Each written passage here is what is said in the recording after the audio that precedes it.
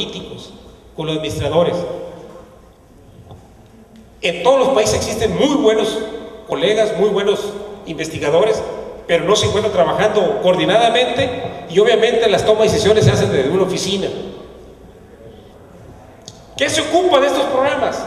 Se ocupa bastante transferencia de tecnología. ¿Quién pensaba que iba a haber sandías cuadradas?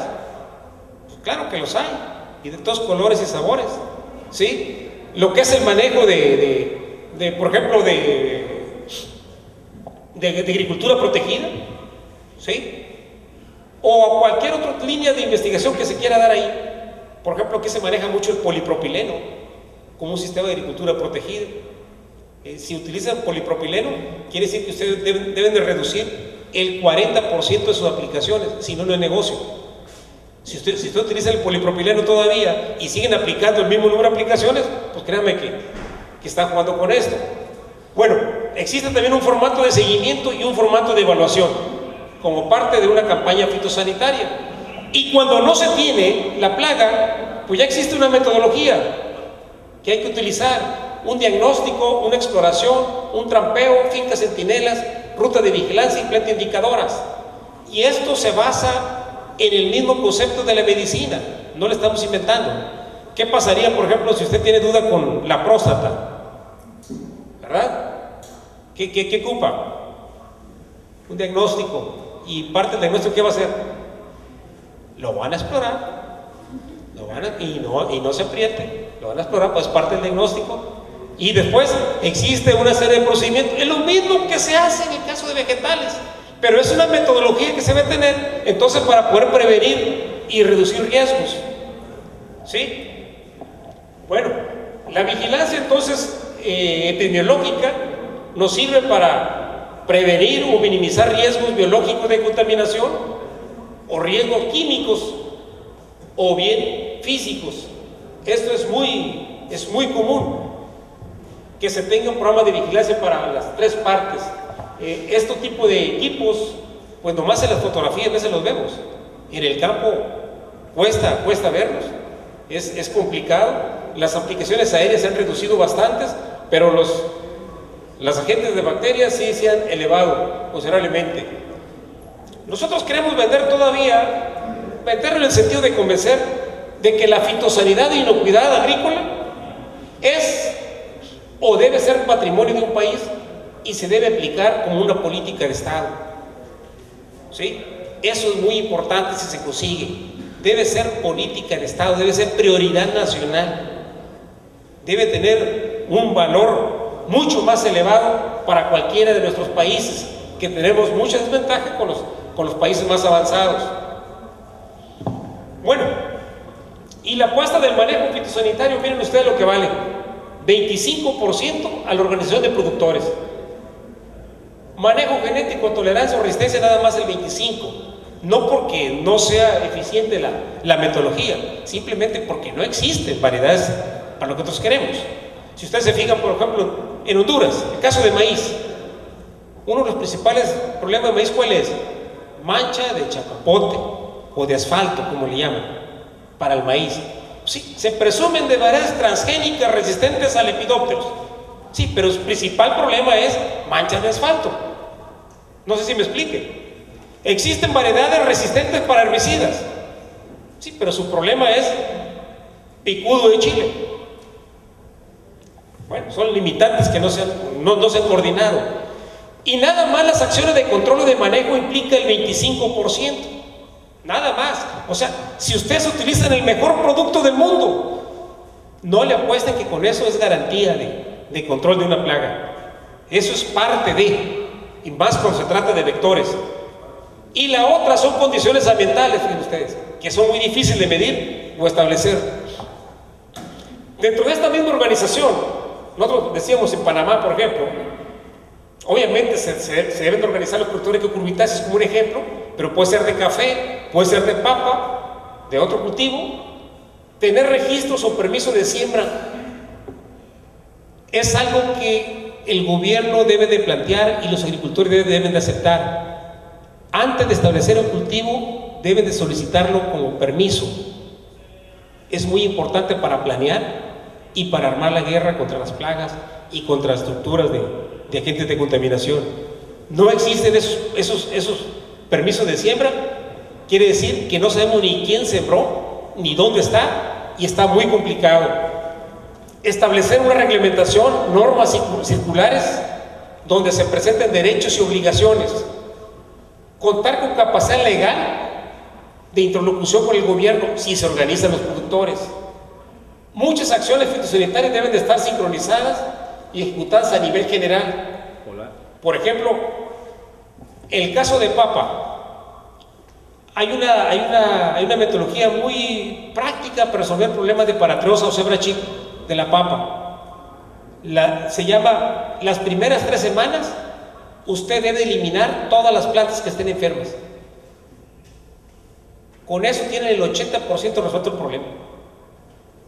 En el caso de tomates y chiles igual, para el caso de mosca blanca y otras plagas. Elimine las primeras plantas enfermas. Si usted deja las plantas enfermas, entonces sí, aplíquele todo, hasta el último agroquímicos. Pero es muy difícil en ocasiones darse a entender sobre esto. Bueno, en México existen algunas asociaciones como Juntas Locales de Sanidad Vegetal, ¿sí?, que son organismos auxiliares de la Secretaría y son los que hacen las famosas campañas fitosanitarias. No las hace el gobierno, las hacen los mismos productores. Bueno, por ajustarme con el tiempo, esto es prácticamente una inducción a lo que son las buenas prácticas agrícolas, con mucho énfasis en el manejo de plaguicidas. Pero cada subtema tiene una diversidad muy grande de seguimiento que hay que darle.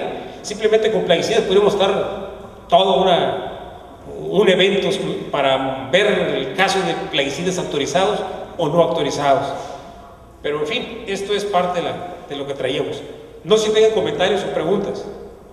Bueno, ahorita vamos a pasar a una ronda de preguntas, unos 15 minutos. Inicialmente habíamos dicho de que íbamos a hacer una por escrito, ¿va? Pero andan los compañeros ahí de decanes que no pueden hacer verbalmente. Ahí están.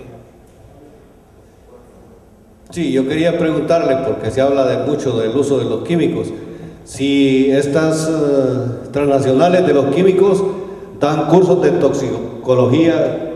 Lo mismo es acá, lo mismo en la agronomía está subdividida también. Entonces hay que capacitar a las personas, pero hay que darle un sistema de rastreabilidad que nos permita darle posesión y darle más autoridad a ellos para que hagan su papel. No sé si me explique con esto. La otra, creo que debemos ponernos de acuerdo, porque hay formas muy sencillas de saber, por ejemplo, cómo está una comunidad o un esquema nacional. Yo le voy a dejar un ejemplo muy típico. Miren, si yo quisiera saber cuántos ustedes se intoxicaron en alguna vez de sus vidas, y lo hemos hecho en práctica, no tiene un fundamento muy científico, pero no ha funcionado.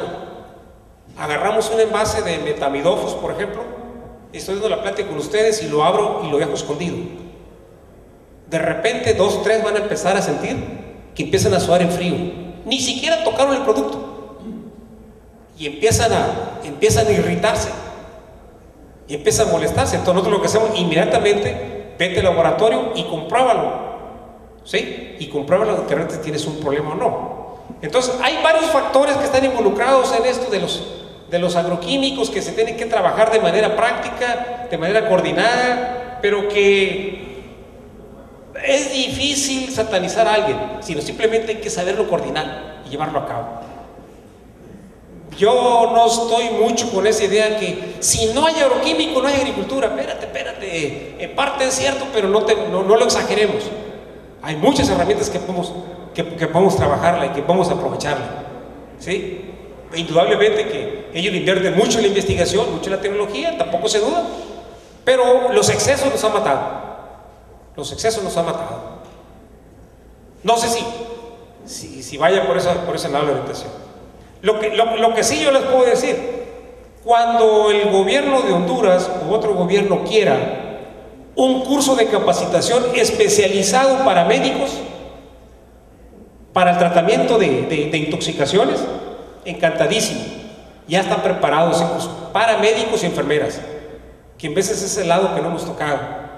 Cuando una persona se envenena, créanme que todos los médicos no saben, o muchos de los médicos no saben cómo tratar un intoxicado. ¿Quién no ha visto que al intoxicado le den leche?